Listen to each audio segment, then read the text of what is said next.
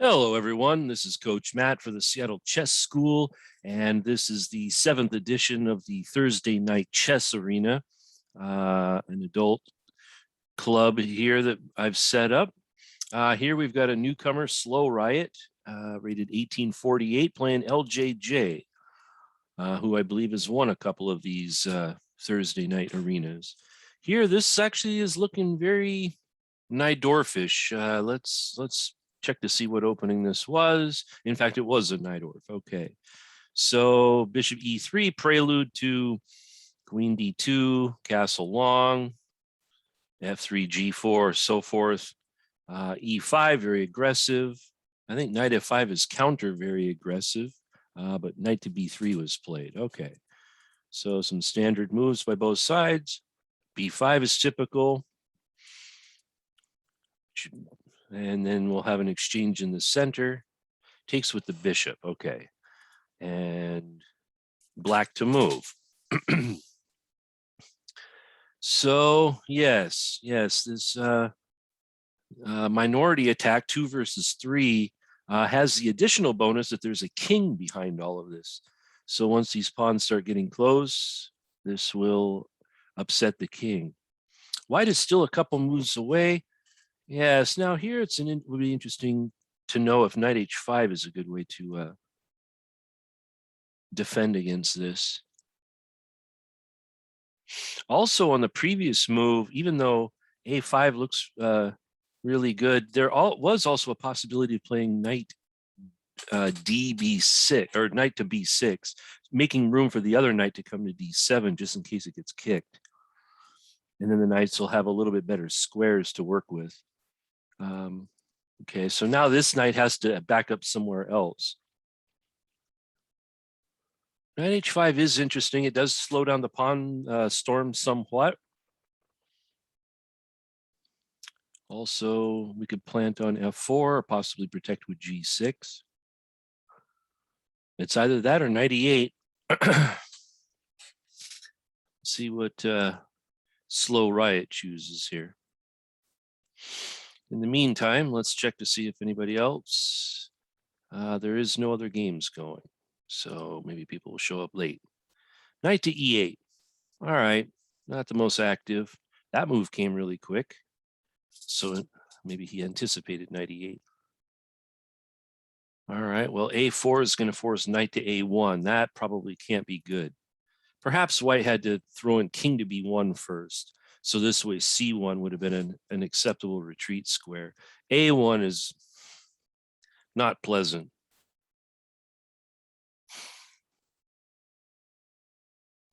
No real fancy way to sacrifice this knight. Maybe the only way would be queen takes b4, a takes b, and then queen takes back. But yeah, I mean, this is... All right. Well, yeah, no, so black definitely has the edge here. Really bad piece. All right. So in some cases, maybe even trying to break with b3. Actually, that probably needed to be defended. Maybe white has one chance to pick up a pawn.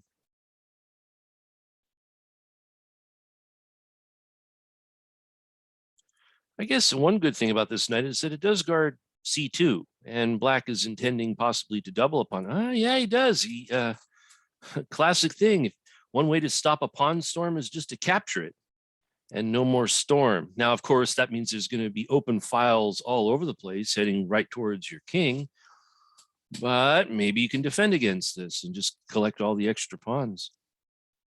This is interesting.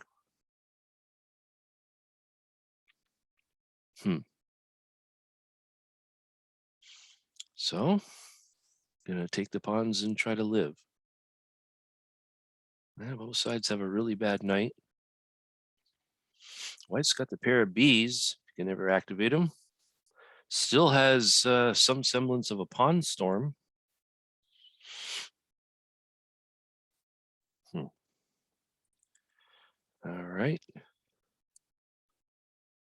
Still no other games going on. Fine.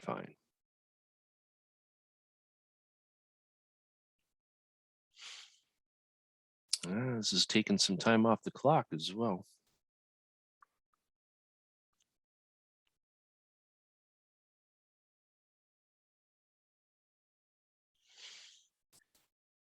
All right, so maybe this is one way to get some counterplay here for black. This square becomes a little tender. Knight c5, knight here or here.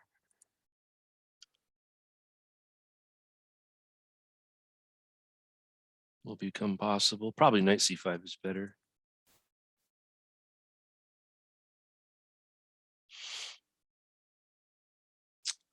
Right. This, I thought this was,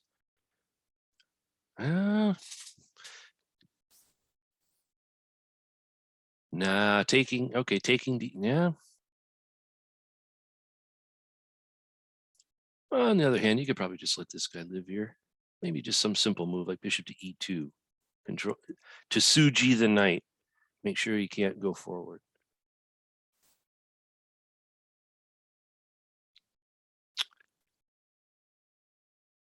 Rook h3 is another interesting move.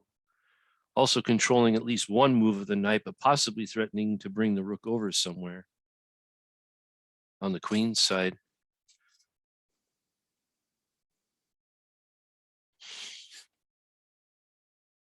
He does take, but now black no longer has a backward pawn, and he'll also have a square for the knight.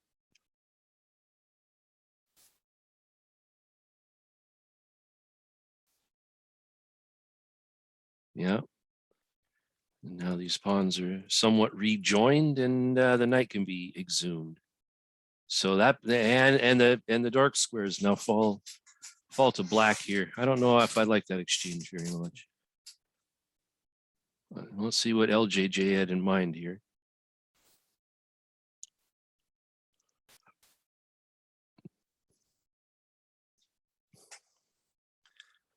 Oh, just going for the cheap shot. Bishop d3. Well, maybe it's not so cheap. I mean, like I said, he does have the, well, maybe he doesn't have the throw-in move because e5 hangs. Maybe this has a point to it.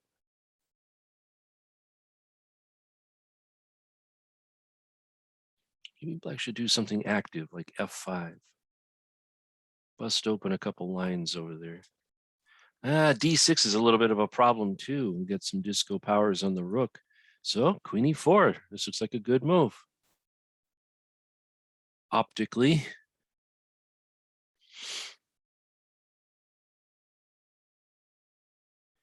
And if he gets time to play bishop d3 and force g6, there might be a can opener here with h5. Although g5 hangs with check, but I don't know if that matters. Well, yeah, maybe that does matter. Black could actually do the same thing, start taking the pawn storm here and actually capturing it, preventing from storming. This is costing time. Yeah, this is a really good move. Black would love to have time to play knight to d6, but he has to guard f6 first, or it has to guard e5 first. I wonder if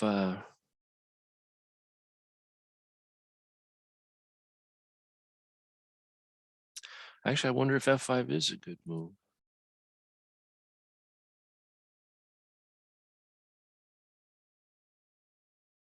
Something active.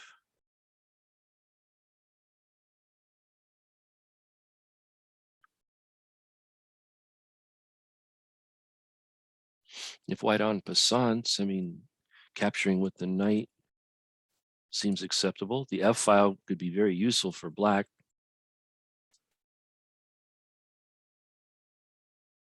Also kind of interrupts what white wants to do as well. Queen c8. Okay, that guards the rook. But it does not guard the pawn. In fact, it unguards this pawn. Wonder what the point to this is. Okay, so he goes for the glory. So it's either G6 or F5. Which one did you want to do?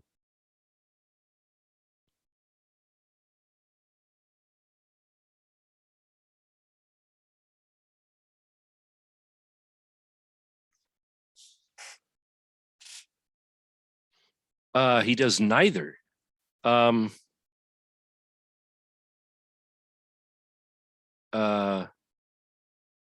yeah, I mean, I guess I thought I was going mad there. Okay, so a sudden checkmate.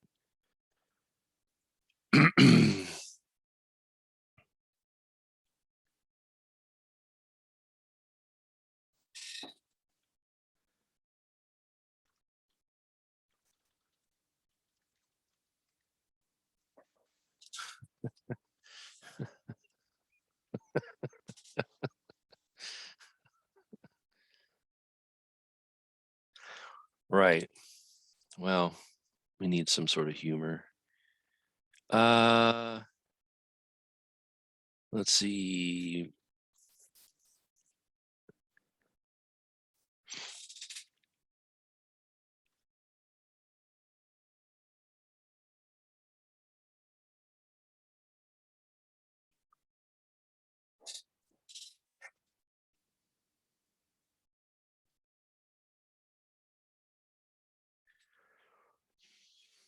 All right, here's game two. Same players, Sicilian defense, but not the Najdorf this time. Here we have the Scheveningen, which is not very popular these days, but this still has a lot of possibilities out of it.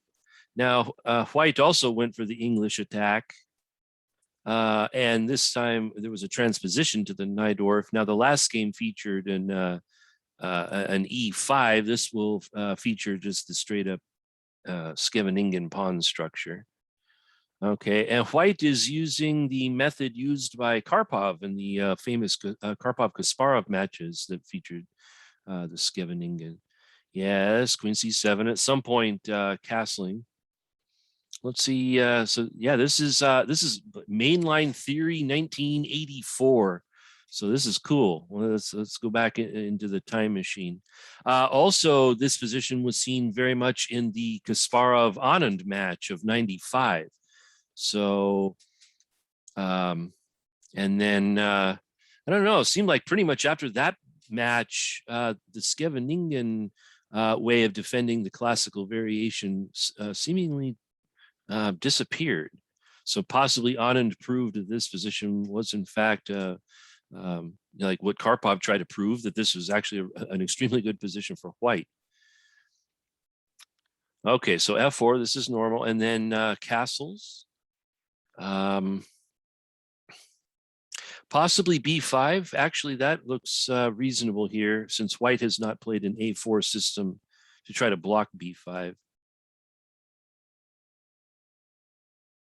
wonder if that can be played right now.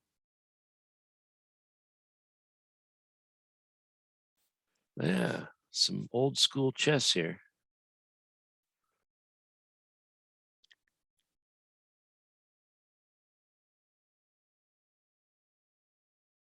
See what LJJ chooses here. He's a relative newcomer to the Scheveningen tribe. Already had some reasonable success with this. Really good defensively. All these squares are covered, so it takes a while for White to break through this. The queenside pieces often can be very flexible. I mean, sometimes the knight can go d7, sometimes c6. If you can get in b5, usually that's good. If not, then sometimes b6 and head to a hedgehog position. That is acceptable. Like, for example, after a4, b6. But if White does not play a4, then b5, generally speaking, is okay. In fact, it might have been okay on the last move. And the king is rather flexible here, although most cases it will castle short, especially in a hedgehog. Very rare b6, bishop b7, and black will end up O-O-O.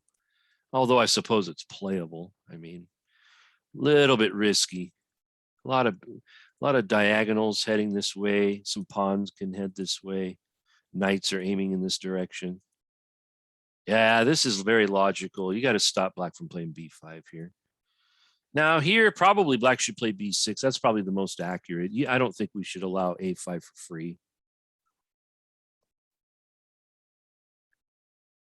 That will guarantee a pawn structure advantage. One thing about playing b5 a couple moves ago is that it actually did have a tactical thread of removing the guard. b4, knight moves, knight takes e4. So that's why to slow down b5. So here a5 should be slowed down. Oh, he didn't slow it down, though. Okay, so he's attacking e4, but this could be met by bishop f3, and he'll still have to slow down a5.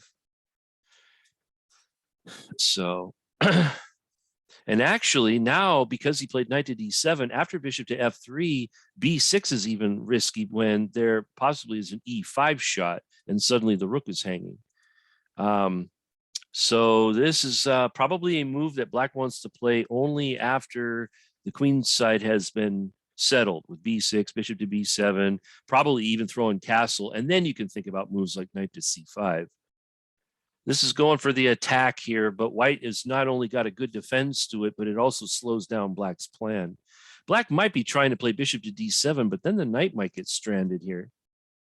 Can't really back up when all these squares are taken up. So, there's probably some fear of b4. So bishop f3 looks logical and good here and helpful. Not only does it guard e4, it also kind of just gets out of the way. I mean, it kind of clears the e2 square, also clears the second rank for some possible building up.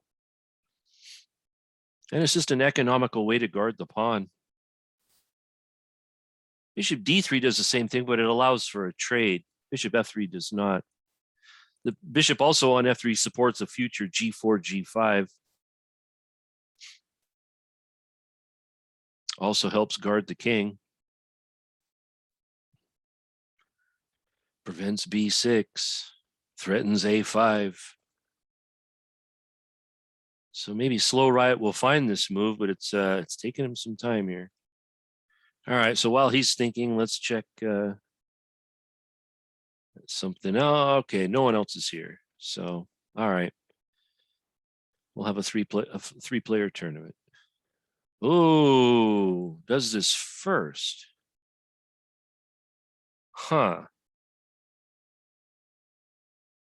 Okay, well, I guess he's trying to use his development. Black could probably take twice. He does. What if there's some sort of punishment to this?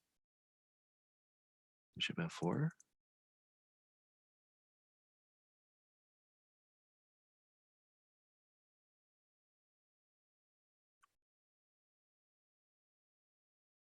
Bishop f4 wins the queen. Does it not?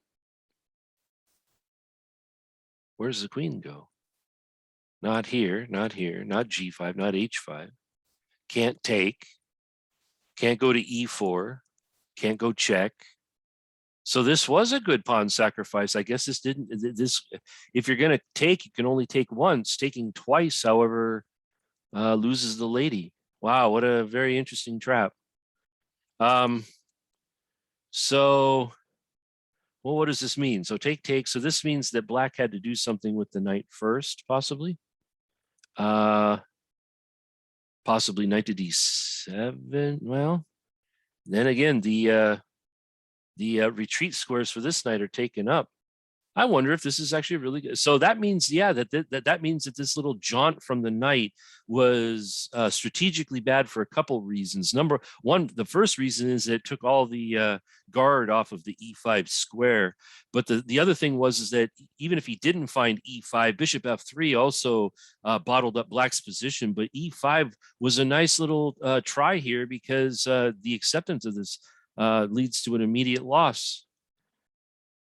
How strategically interesting. Good job, Slow Riot. So we'll wait for the reality to set in on LJJ here and see if he resigns.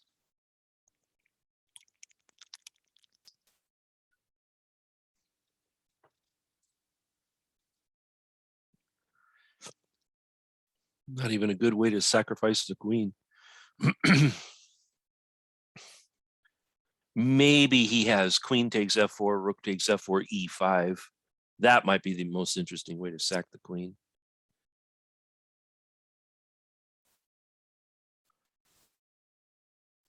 I don't know. I mean,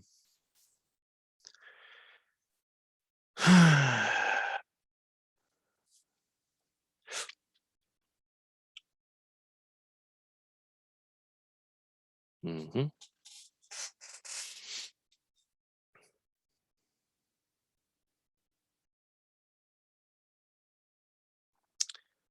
All right.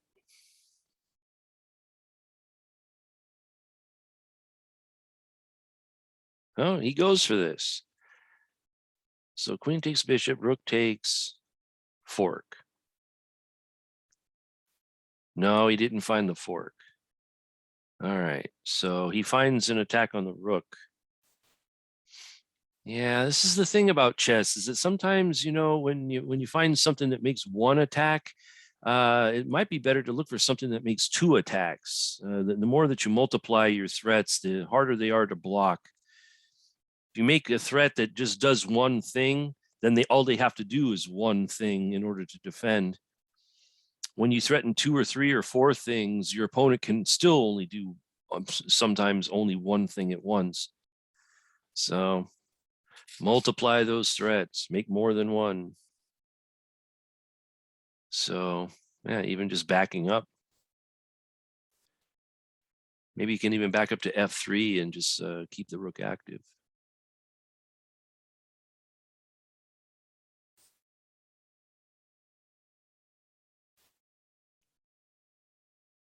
Whoa. Okay, guarding the rook and disco on the bishop. So that's an interesting tactic. That sacks an exchange back, but gets rid of his powerful dark bishop. So you get a bishop and a pawn for the rook. More importantly, that dark bishop probably was black's best piece. So kind of an interesting way to finish this up here. Knight takes g7 is a threat. If the bishop wanders away, knight c7 might be a threat.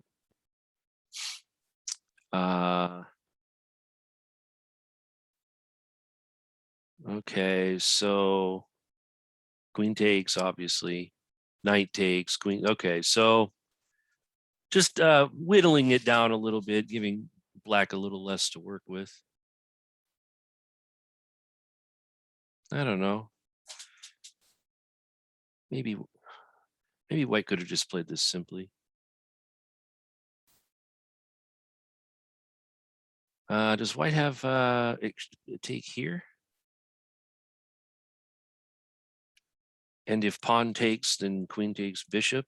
That might be a better version of it. Rook takes bishop here, check, rook f2.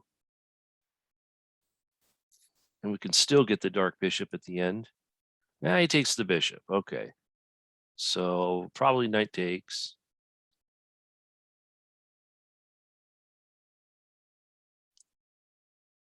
I mean, castling is out, so you probably have, probably have to do this.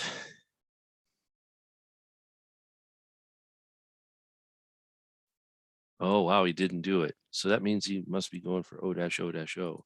So probably rook c4 and just stop that. That looks logical.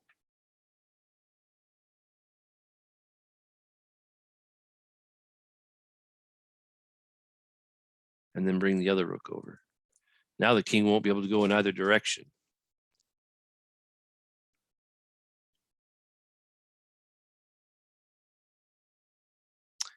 Let's see, he might even have rook takes, knight, pawn takes, knight e4.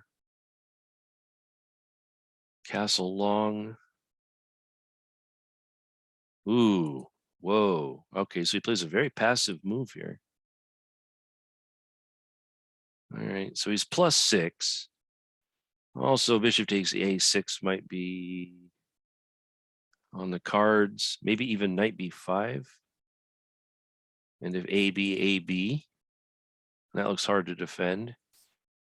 No, knight b5, bishop takes. Right. Okay. So actually, black has got a serious disco here. So this means that the queen should probably reposition herself first. Yeah, maybe just b6.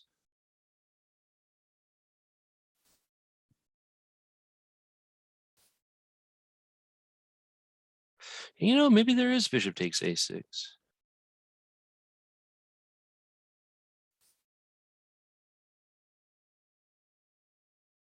Yeah.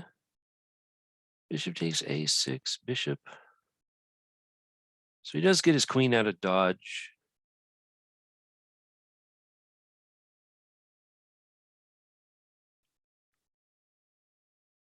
All right, well, yeah, maybe black's got some, yeah, black can improve some pieces. Yeah, now the rook's in the game. Also, bishop c6 was interesting. Okay, so that prevents bishop c6, right?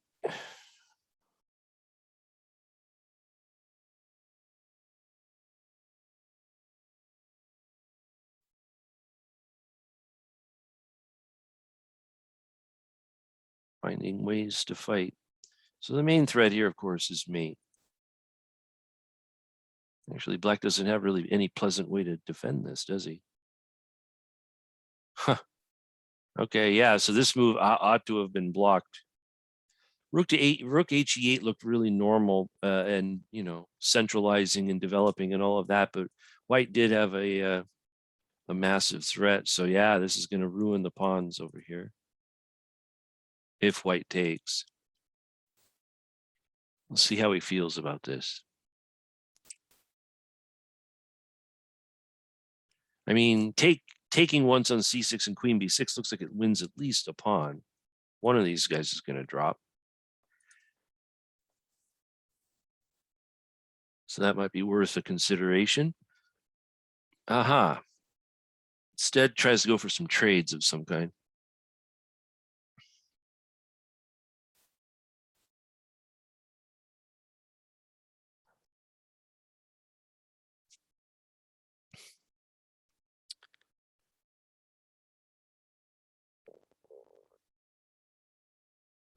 So offers a trade of knights. Oh, but the white rook is breaking in on the F file. That doesn't look pleasant.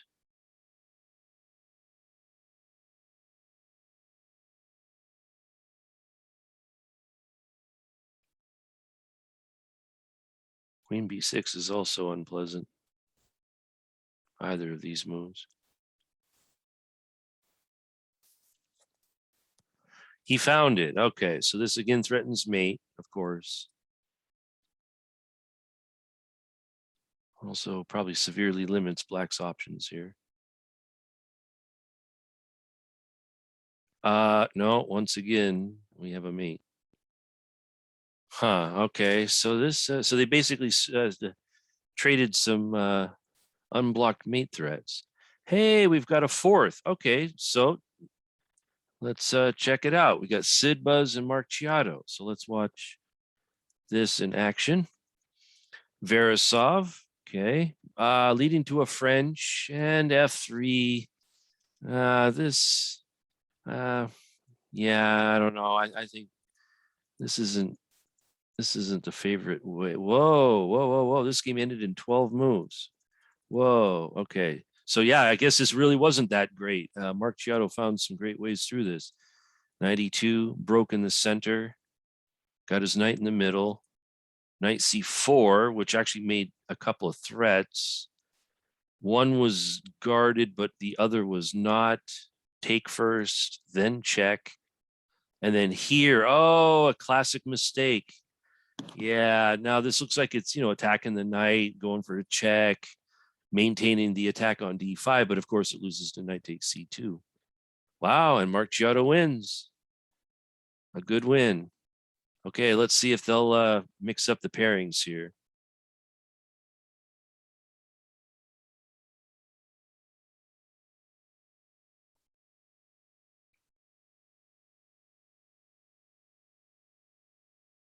All right, so we got two games going at once here. Let's go to LJJ versus or no, here we let's do this one, but we'll look at it from Mark Giotto's point of view, especially since I like the A3 Nimzo Indian.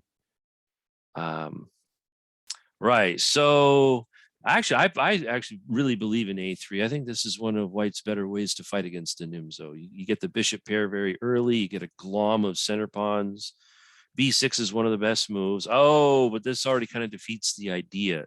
The usual idea here is pawn F3, and the idea is to build a massive pawn wall or an umbrella of pawns, and then put the bishops in, kind of behind them and kind of develop for the future. This one develops right now, but yeah, this is a lot less dynamic than getting the pawns on F3 and E4. So like here, I mean, to guard this pawn, if white plays a move like E3, that just kind of closes off the dark bishop. This bishop would rather be on G5, making a really annoying pin. So white does have a move Queen A4, which guards the pawn, puts slight pressure on the bishop, but gives white a chance to possibly bring the bishop to somewhere more active. Black could probably play h6 and block bishop g5, but bishop f4 might be worth a try, and then try to play e3 and then develop. This plan might be very hard to find. Okay, so while that's going on, let's take a look at LJJ versus Sid Buzz. This looks like another Sicilian. And we have a con Sicilian this time. So we had three different Sicilian variations. That's nice to see. F3, bishop B4. Yes. Now this is actually one of the things about the con that it is one of the few systems that actually sort of slows down White's idea of the English attack with bishop to E3, queen to D2, and F3. The fact is that Black is planning a bishop to b4, queen c7, knight f6 assault that kind of makes that setup just a little bit too slow. Sidbuzz likes to throw in b5 before they do all these moves, but I'm not certain this is even necessary. Yeah, knight f6 is part of it, bishop b4 is part of it, and then here queen c7 should be part of it, and this will be usually threatening d5, and there'll be a lot of pressure on the e pawn, a lot of pressure on this pin, etc. D6. Okay, so this is kind of mixing systems here. Okay, now we're having something a little more exotic. So where does the bishop go? Does it trade for the knight? Does it trade for the bishop? Does it trade for nobody? Trades for this knight. Oh, I would say that, yeah, in the Sicilian, if a knight b3 can ever take a bishop, I mean, that is that's like a dream position. I mean, this knight usually doesn't get to exchange itself for any kind of bishop. Wow. Yeah. I mean, this is a great gift. And then this bishop here will just command the, all the dark squares in the middle of the board.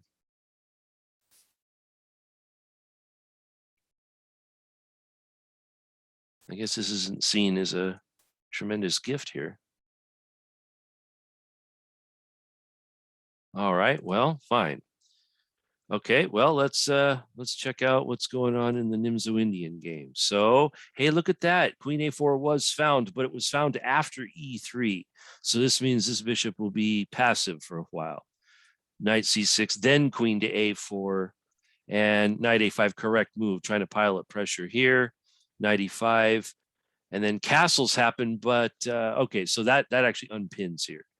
So now black has got some plans where they could try to put the queen on the C file somehow.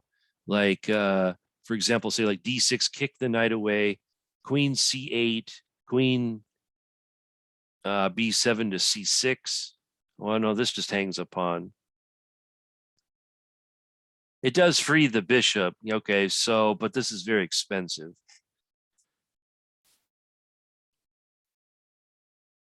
Very expensive move. That'll also hit the C3 pawn too. Although the C3 pawn might be poisonous when white can play queen C2 and suddenly the knight, all the escape squares are taken away. Oh, wait a minute. Maybe the point is 94, 97? Is that the point?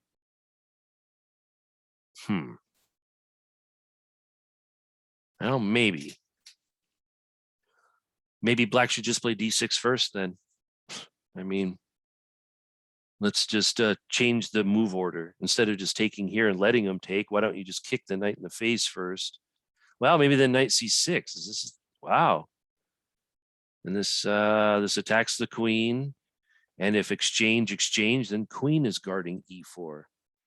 Well, maybe Mark Chiotto found something very interesting with this E4 move. I just dismissed it as just a fruitless pawn sack after 5 nanoseconds of thought, but maybe this isn't so bad. So I thought the point here was to grab on D7.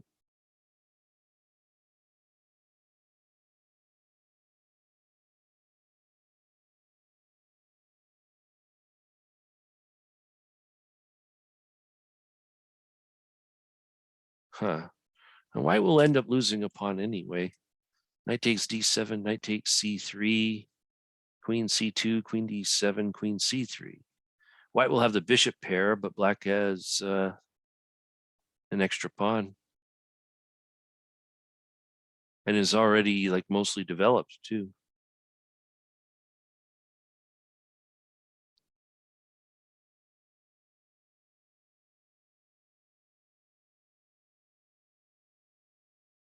Huh. Yeah, this looks like it's just going to be an extra pawn for black, fairly easy. All right. Well, while that's going on here, let's mosey on over to here. So what happened? So knight to B3, castle. He did take on A5. Okay. Queen takes, castles, knight BD7, B4, queen C7. So black has basically got a hedgehog, but without the bishop E7. But that means there's no opponent for this guy. So rook D1, knight E5, rook C1. Okay, so a little indecisive there. F4. Give me the dark bishop.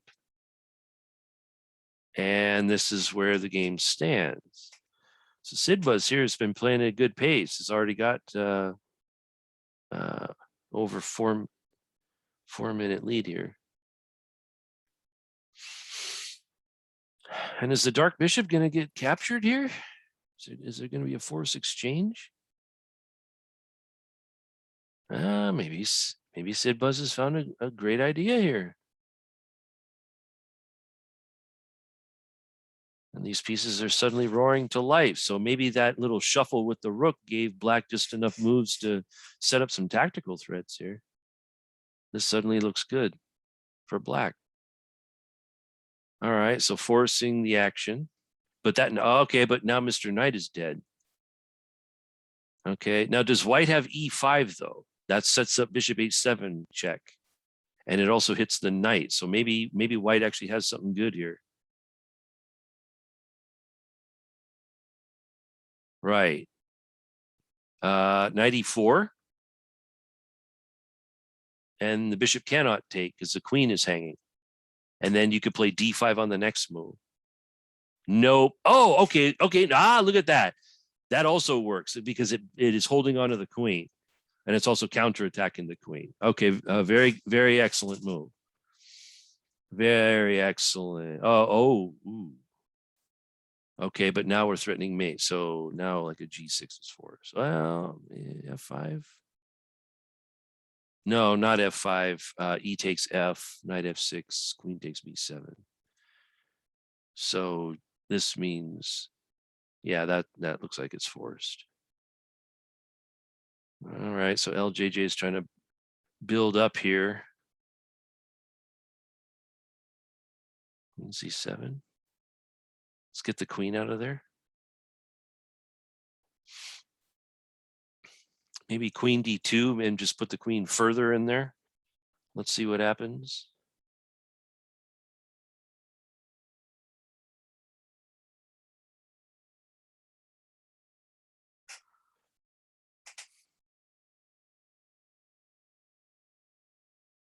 Black's up a P. Oh, okay, queen C7. Not a very typical move from Sid Buzz. This is very good defensively, but is also threatening some sort of disco. Ooh, threatening a big sack here, so probably knight E7.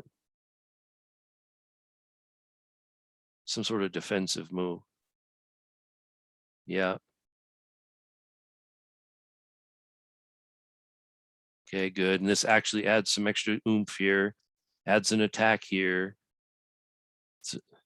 Threatens to isolate the pawn here.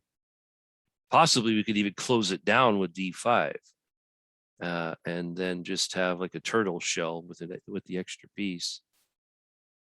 Taking here.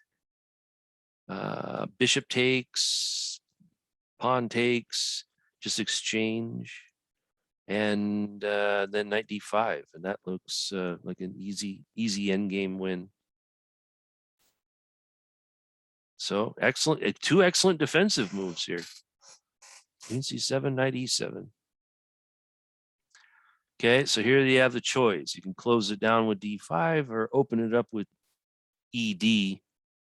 Or you can bring a rook over to D8 and wait for one move. Although white might be threatening to capture and post the queen up here on F6, which could be a little unpleasant.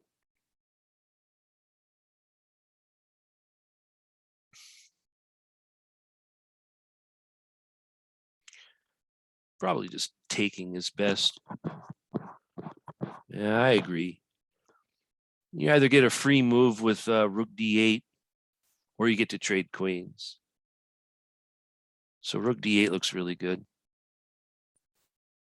Yeah, this rook might be also okay, although F7 might be a little tender. Yeah, I like this. Just keep the rook as a for defensive duty. Okay, not threatening anything here, so queen takes E5 is good. Win another pawn.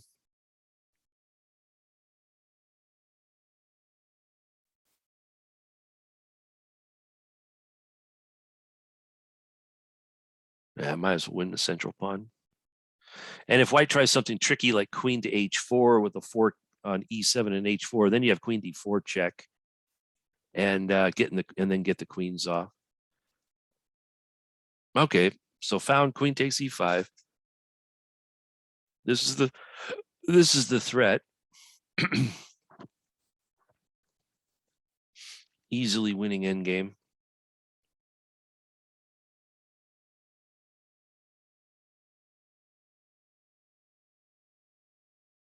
Yep, there it is. So queen D4 check is easy. Knight F5 is probably also very easy.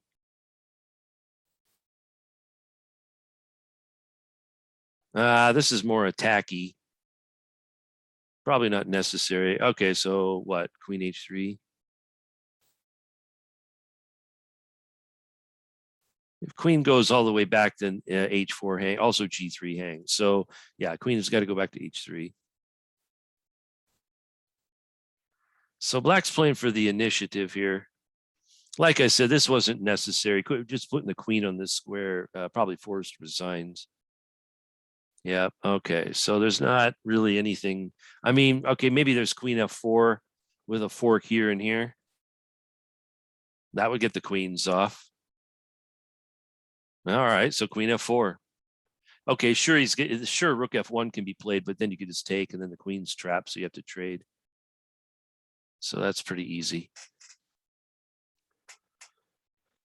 No, so more attacking. Let's try to play for mate. All right. Well, let's see how this goes. Now this double attacks h4 here and here. It also attacks the rook.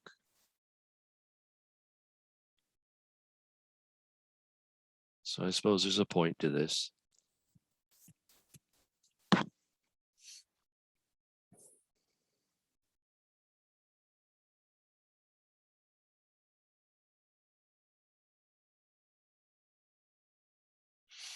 All right. Well, while LJJ gives it a think, let's check out the Nimzo Indian game. We'll check it out from the other point of view.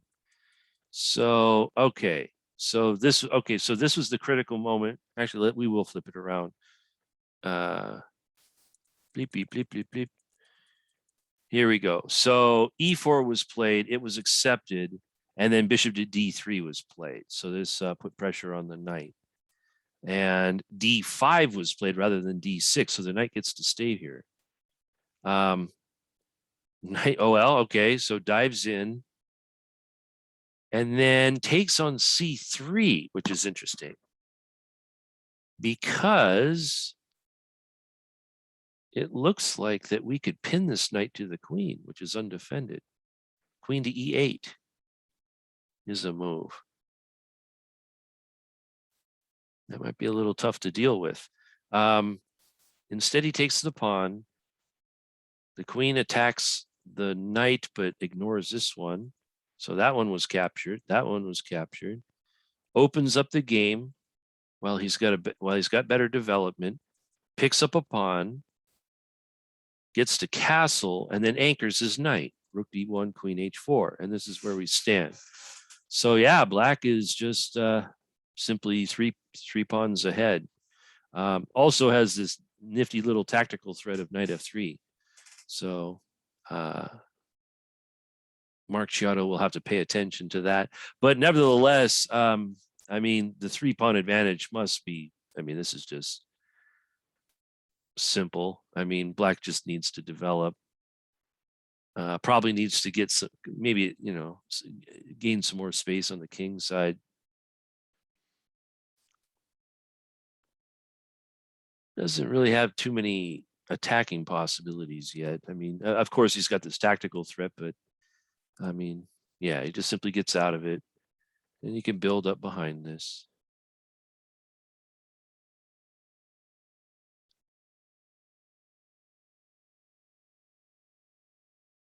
Kind of like the Eddie and Freddie show here.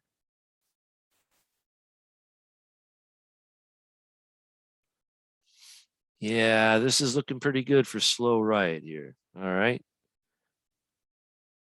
Oh, it looks like Smatov has joined the fray. So let's see. Let's go back here.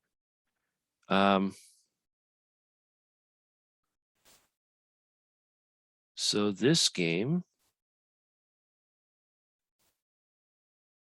after knight to f5, which I was pointing out, queen f4, knight to f5 forced resigns or compelled resigns. So good job, Sidbuzz. Found a move that got him to give up. So that's really excellent. All right, well, let's go into the battle between Sidbuzz and Smatov here. So this is another Verisov, knight c6. We've been working with Smatov, who has done a sprinkling of d4, d5 defenses, and I've explained to him that we should probably not try to copy, or at least not try to put the knight on c6 when we can try to put the pawn on c6 or c5. Seems as though he's still addicted to this knight c6 move. h3, okay, so this is a little different. Probably nothing wrong with f3 in that position. This, of course, is just giving away a knight. So, yeah. All right. So not Smatov's best moment here. Well, this is why it's good to correct some moves. Now, even though White has broken this rule, there is an ancient rule in queen pawn games that says that you should put your c pawn in front of your knight instead of leaving the pawn behind it like this.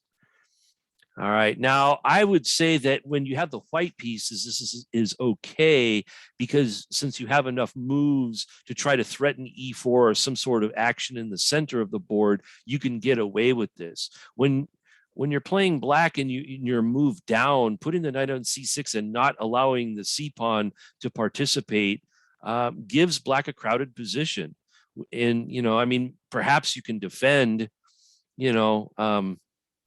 and it might suit your style, but yeah. Now this, of course, this is just giving away the knight, and now White will just develop pieces. Yeah. Now here, of course, you can use the c pawn, but of course, Black has already sacrificed a knight before this happens. So once again, like I said a couple videos ago, it's good if you're going to play good moves. It's good to do it when your position is still good, not when your position is falling apart. So again, offering a trade when you're down in pieces is a good way to lose. So probably G takes is the only way if you want to make this interesting. Now it offers a trine quade, which should be accepted. Yeah, now this is just an easy endgame win. White has no more problems here. Okay, so while that is going on, this battle is still happening. So let's take a look at this. So now we're in an endgame where Black's up a rook, but has back rank mate problems, which can be corrected in 1 second. This one, of course, is going for mate. This is mate. So, okay. So let's take a look on how that happened. This position was roughly even for a little bit there. Okay, so right. So rook came over to d8. The queen abandoned the center and the king side. So already that looks really bad when the rook is hanging. And Slow Riot finds it. Check. Winning the rook. Was there a quick mate here? No, I guess not. The bishop is barely holding on. There is this combination though. And he finds that too. Excellent. So there, check, and then pick up the rook, and now Black just wins the whole rook. And the rest of this is just technique. Brings in his rook. He abandons his king side again and plays for mate.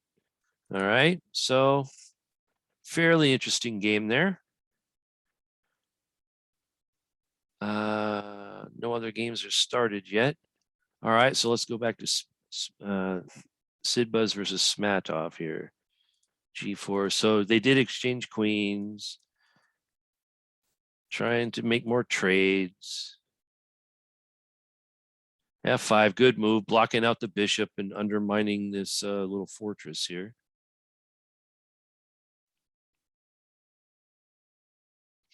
E4 probably next. And this guy will have a hard time getting back into the game. Not impossible, but it'll take a few moves.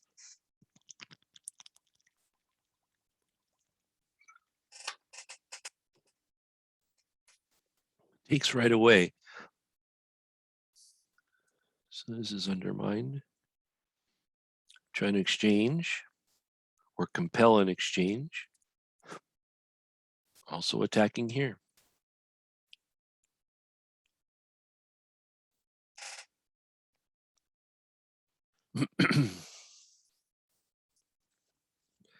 Here, maybe Black should play bishop f4, bishop f4, e3. And something falls. Almost had enough time. So like bishop f4, king b1, c6. Don't have to trade and hold everything together. But I don't think Black gets enough time for that.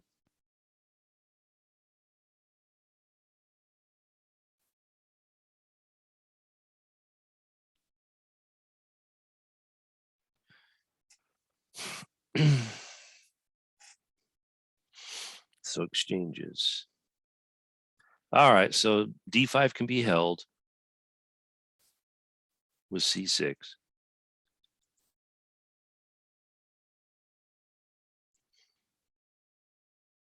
And white doesn't have too many technical problems here. Bishop f3, rook g1, king b1 if you need it. Yeah, like right here, for example.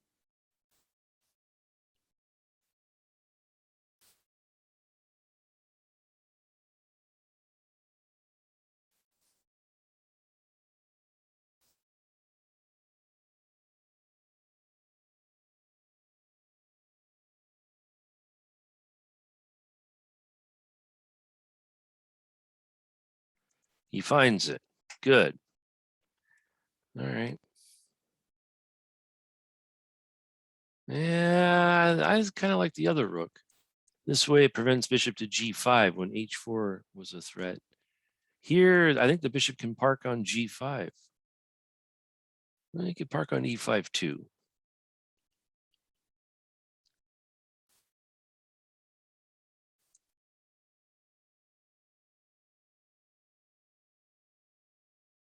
Eh. Okay, so you have to do some repositioning. Maybe rook d3. Knight a4 is interesting.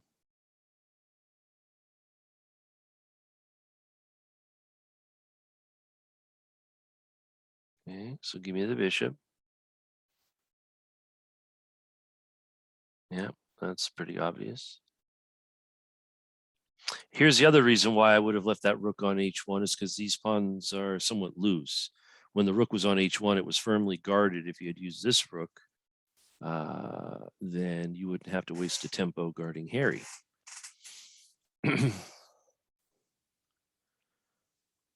Still, this is okay.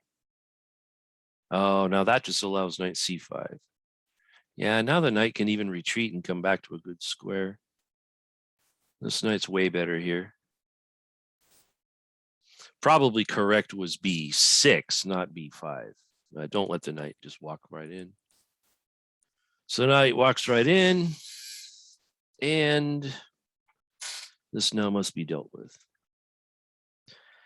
All right, well, while this technical position is happening, let's see another game.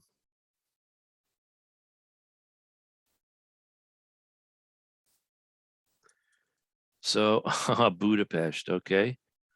Budapest declined, and then bishop c5, which is the old move here. I think the new move is actually bishop to b4 check. And if bishop to d2, then a5, and that gives black some better possibilities. Bishop c5 can be dealt with. I mean, at some point, if white can play e3. Now, bishop to g5 is the typical mistake in this line. The point here is that black can play bishop takes f2 check. And on king takes f2, you can either go knight g4 check or knight e4, and both of these will pick up the bishop, and black wins a pawn and prevents white from castling. So yeah, bishop g5 is a big threat. Now with the queen on d1 and the bishop on g5, in those cases you might even have knight e4 straight away. It's because then if the bishop takes the queen, then you have bishop takes f2 mate. But the queen did move, so knight e4 won't work anymore because the king can slide away. This was not seen, however. And this is I think one of the reasons why bishop c5 is slightly inaccurate, even though that is historically the old move to play in the Budapest. When white puts the pawn on e3, the diagonal does not turn out to be favorable. So that's why the check is probably more accurate. Okay, so typical kingside pawn storm. Had a chance to capture, but did not. Yeah, this is dangerous. Rook b8, followed by rook b2. And that's probably decisive. So maybe castle long to threaten this. This is guarded, so, but f4 might be a threat. Especially after O-O-O, f4 is probably a giant threat. A4, this is interesting. What's the idea here? Just to start some sort of advance? Maybe? Maybe. All right, well, while that's going on, let's see. Still in the technical phases here of this one. So knight to c5, rook to g5 attacks something, but not really because it could be pinned. So Sid Buzz offers this as bait, which was, and he bit. Oh yeah, no, there was a trap, and here it is. Pin, double attack. Take that with check. Check again, which makes a fork. So it wins another pawn. And now it's Smadov's move. Wow.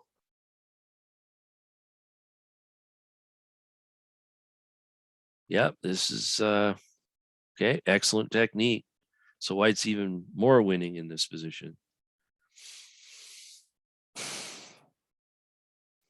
All right, so let's watch this game since there's more pieces on the board here. A4. Now JJ's giving this a think.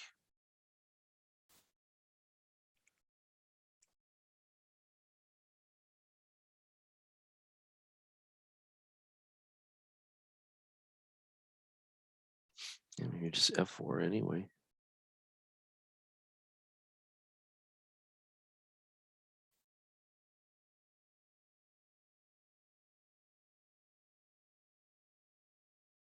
Multitude of moves.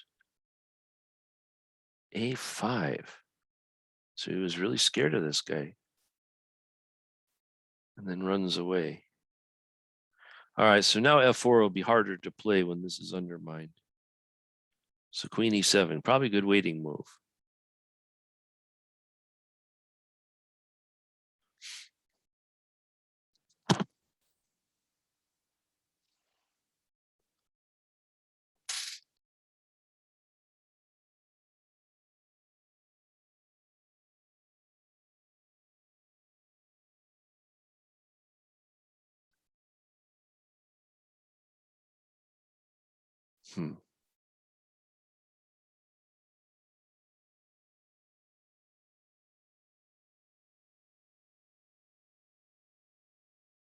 All right, so attacking C7.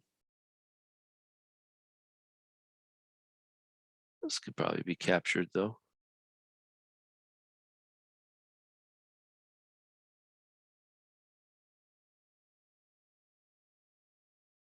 Yeah, probably nothing wrong with bishop takes. Yeah. Okay, so locking up the pawns. This will make for excellent protection for the king if he O-O-O's here. He also has bishop to b4 check, which also might have been annoying on the last turn. He also could have taken on g3 first on this move and make white decide how they take back. I mean, obviously taking with the pawn might hang e3, although queen takes f5. And if knight takes, then bishop to b4 check is a little annoying because now the king has to forfeit castling. But in that case, there might be some unpleasant pressure on the f5 pawn. So there would be some compensation for white's king wandering about. So this is, I guess, more solid. Knight c3. Okay, so, well, this blunders. Well, let's see. Knight takes, pawn takes, and if bishop takes, then queen f5. Okay, he goes for this, but he doesn't have to give up f5.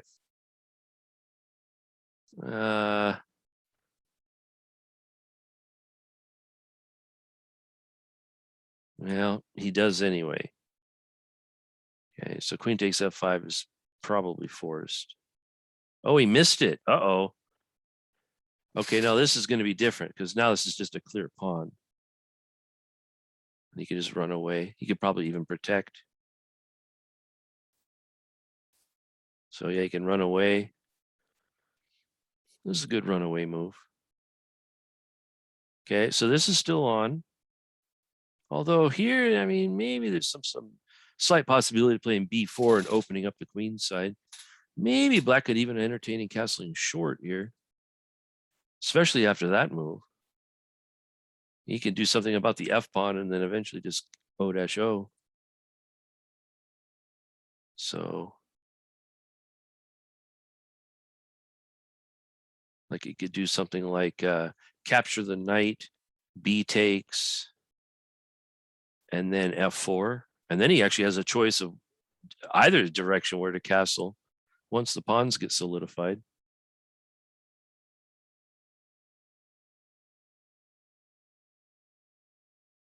Yeah, take, f4, follow that up with e4. That looks really hard to stop. White has no development at all. Yeah, white did have that queen takes f5 though. Mark Giotto missed that. All right, let's see what's going on in the other game. Oh, that game ended. Oh, this was the technique game. Okay, so knight takes f6, and it looks like Smatov resigned at that moment. So, so that means another game has been begun.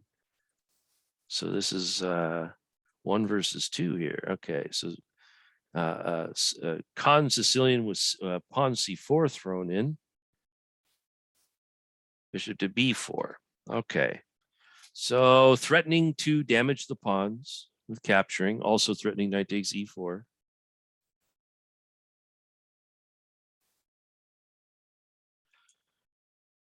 I wonder if bishop to e2 was mistaken. So we see that the Khan Sicilian here is actually a really good way to play against, sort of hackneyed setups here with bishop to e2.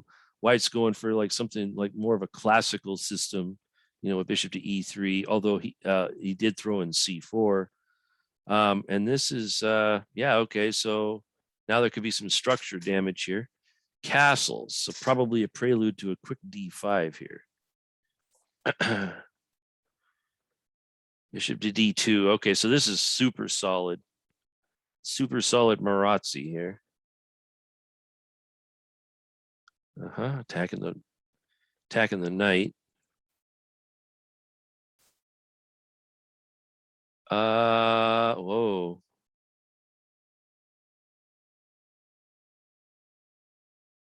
Well, that looks a bit off. Saves the bishop. I wonder if there was something. Let's see. Knight takes, pawn takes, knight takes, queen takes.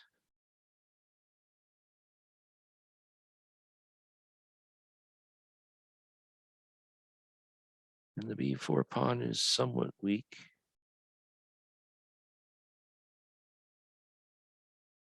I don't know. There might have been something there. We'll have to examine it later. Okay, so saves the bishop and is trying to win the knight. But white, of course, can play bishop to e3 here and get more of a standard Marazzi type setup with the stacked bishops and the centralized knights and the pawns on e4 and c4. Capturing, okay. This is a little bit different. So here there's a tactical thing where if white castles, black might have queen b6 check. Although that pawn might be, no, in fact, that pawn is unedible. No, that's it. Okay, castles, queen b6, king h1, queen takes pawn. Well, maybe. Yeah, knight a4, queen here.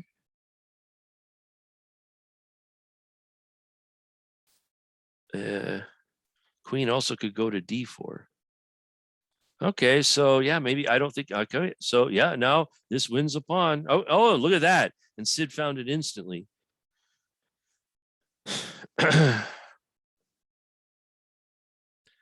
and took. Okay, so this is normally the poison pawn. However, this doesn't look so poisonous anymore. Too many escape squares. So the immediate threat is just to run away and be happy with the pawn.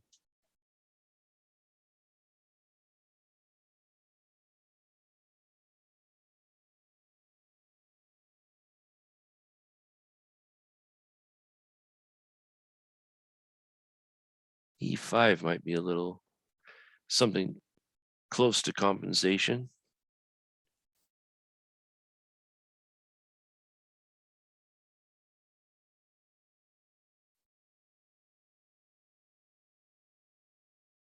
Very interesting. All right. Well, while Slow Riot's giving it a think there.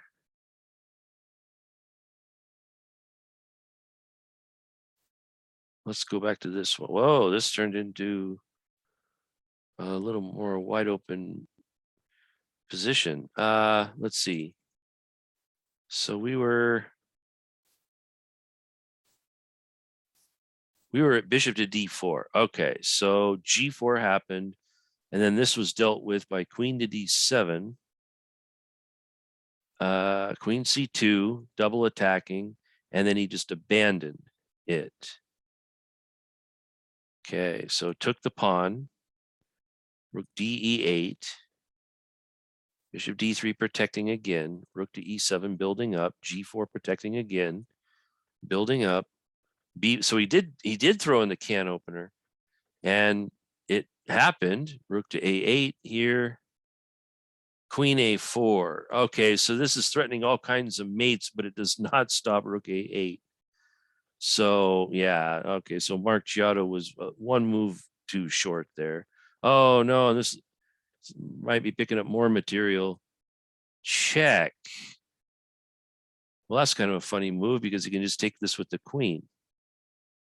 So he did. Okay. Then he ran away. Castles.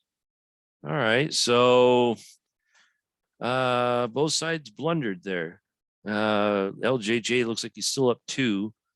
And he's got an extra exchange. He's got a pass pawn. White's got a pass pawn, although it is blockaded. H5 is probably reasonable. Yeah, trying to break down the H file as well. So the idea is to capture, and then start putting some things on the H file and attack. Yeah, a little too slow here though. Probably here. This rook is already doing something.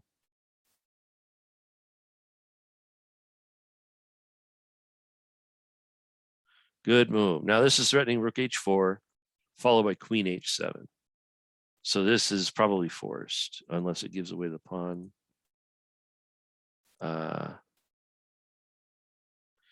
So probably queen g7 with the threat of here. Oh, he finds it. Yeah. This threatens this or this. Doubling on the h file. Also rook to a2. Also knight g4 in some cases. So multitude of threats. Also now e4 is a threat. Yeah, because the queen is protected. And so e4 will fork these two guys. So there's a multitude of threats here. Mark Giotto does have a lead in time, but we'll see if this matters. So he wants to trade Qs, rooks, I mean. And even if he does trade rooks, queen takes. I mean, queen a6 is a threat, but once the king goes to b8, there's no secondary threat. So this is unfortunate. So e4 wins a piece. He's just running. Run away.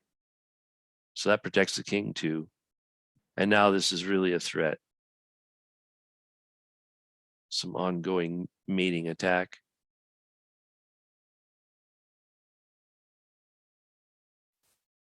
Also e4.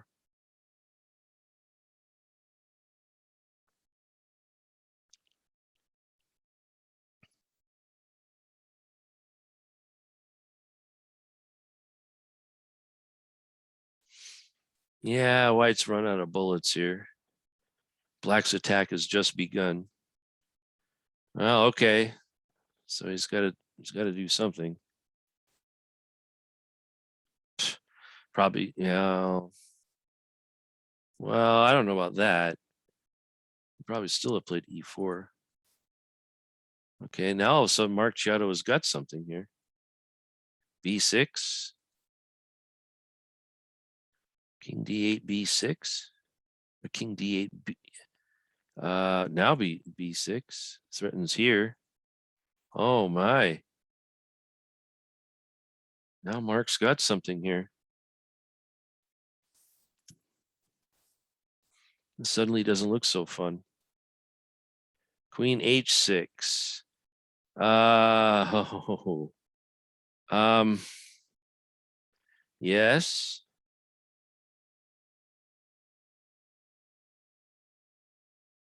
And then here. Oh, he took. I mean, b7 was another queen. I mean, there's queen h1.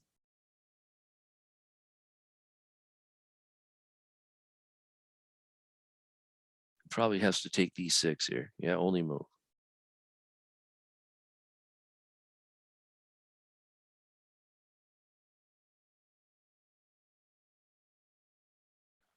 Wow, this is really scary. Knight takes queen takes queen. Queen takes queen, winning the queen. Oh, he finds it. Wow. Hey, and he resigned. All right. Wow. Well, Mark Chiotto won a couple games this tournament. Very good. And he got third place. He got the orange trophy. Good for him. Much better. And looks like Slow Riot wins his first chance here and ties for first with Sid with 4 points apiece. All right. So good game there. Let me see if there was there any game that we did not see the end of. Well, let's see. I guess these guys are okay. I guess this is it right here. So this game won't count towards the tournament, but we'll finish it up anyway. Right. This is the Con Sicilian Marazzi. Some maneuvering by both sides. Picks up the poison pawn. Trades queens even. Okay. Ooh, that might allow here. And it did. But bishop d4, that doesn't look that necessary, is it? c5? c5 looks interesting. Rook d8. Take, take, take, and take. Okay, so black emerged with this pawn ahead. Even traded rooks. Oh, but missed this one. Yeah, this might have been hanging. Maybe. h3. Oh, and it was hanging the second time. And then here. Well, now obviously rook c1. And that's just, oh, and missed it. Rook c1. Rook c1 was just trading rooks. With an easily winning ending. This one he has to lose one pawn. Now maybe b pawn starts running. Black will still be a pawn ahead, but not two. Yeah, this gave up the rook pawn. So probably you could just trade rooks still. Just be happy that you're up a pawn here.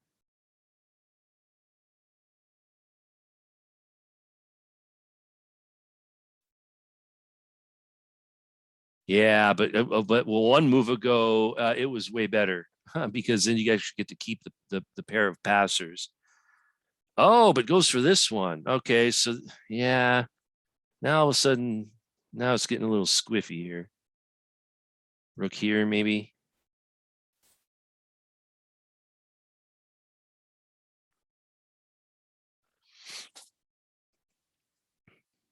Yeah, hard to move all these pieces around.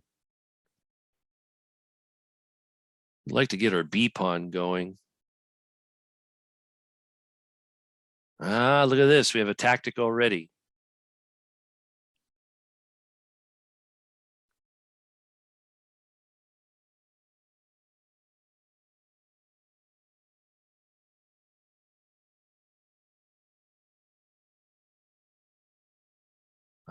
So trying to get the knight into the game. That's probably a good move. Yep, knight c5. Maybe even knight b6. Okay, so threatening knight to d3, threatening knight to b3, right? Okay, could probably even take this with a pawn. Or the rook. Yeah, okay. This is probably a little harder to win.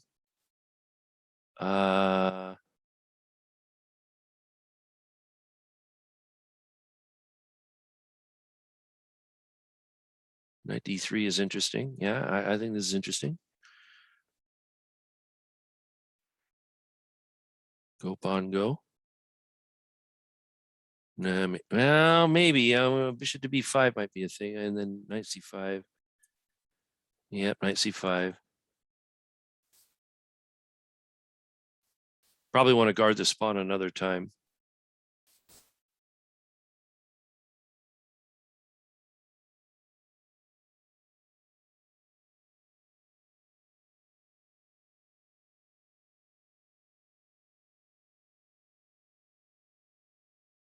You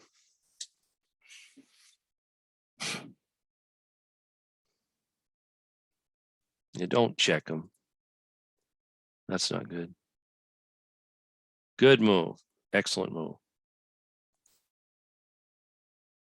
This will allow for the rook to move. Okay, so you can get your king in.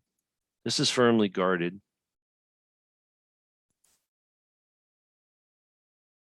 King, king, king. Maybe if you have a shot at maybe a path like this, although maybe white could try to stop that. This way. Okay, so you're getting the king in, but going a very roundabout way, sending your king towards a barrier too. White could, try to guard some of these squares.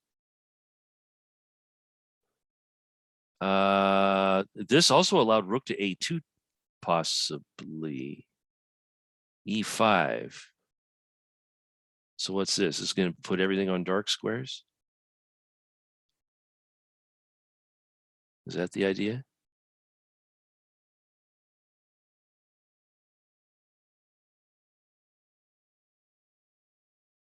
Uh-huh. Okay, take. Yeah, now all of a sudden, black's got a winning ending here. Rook takes g2.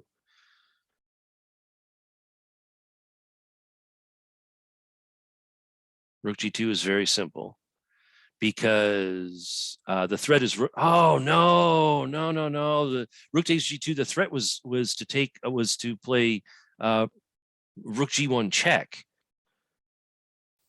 Okay, you could do it again, check him and take g2. These exchanges are very favorable for black. Black is weakening all these pawns over here so that when the king actually walks up here, they'll have something to take. We don't need to hold on to this guy at the same time. Just give him up. Exchange the knight for the bishop, go into a rook and pawn endgame. This should be fair. The king will be way far away. This king is really close. This king can do all kinds of things. So we could just abandon this. Just rook a2, take g2, let him capture, exchange knight for bishop, and then you could even play like rook to g3 at the end of it and win another pawn. And that should be a fairly easy rook and pawn endgame. There you go. Now you got the right idea.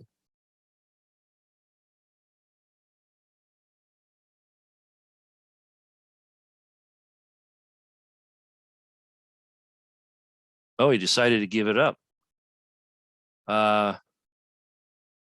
Okay. Good technique once again from Sid Buzz. Lost track of time, LOL. All right, well, it takes some getting used to. So, yeah, quite a performance there by all the players. Everybody did fairly well there. Okay, we'll end the video with that. This has been Coach Matt for the Seattle Chess School and the Thursday Night Chess Club, and we shall see you guys on the next one.